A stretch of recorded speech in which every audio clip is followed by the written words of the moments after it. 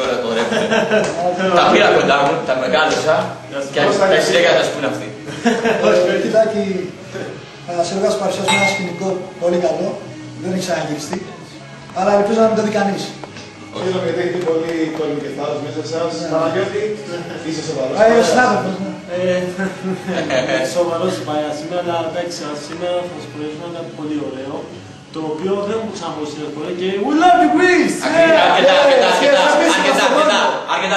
Συγχωρούμε λοιπόν και ας περάσουμε κατευθείαν στην φράση. Αρκετά! I love you! Αρκετά είπα! Τα υπόλοιπα θα μπορώ! Επικρατείας πραγματικός πανικός εδώ στο στούντιο. Σας αγαπάμε όλους! Είμαστε έτοιμοι να περάσουμε στην πορεία.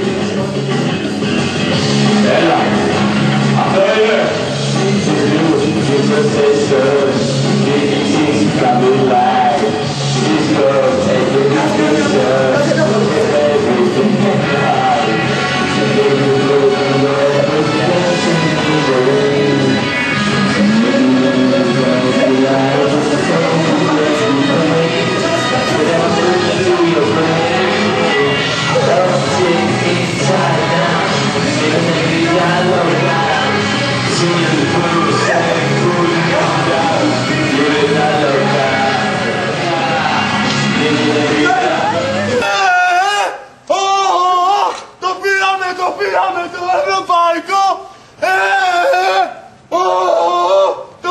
Το πήραμε το ευρωπαϊκό! Το πήραμε το ευρωπαϊκό! Φύγε από εδώ ρε! Όχι μαλάκες τώρα είναι!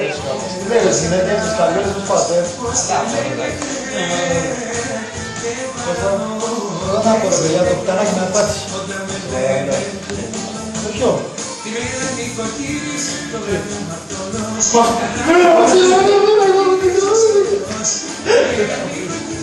Τώρα την πουλ είναι φτερά.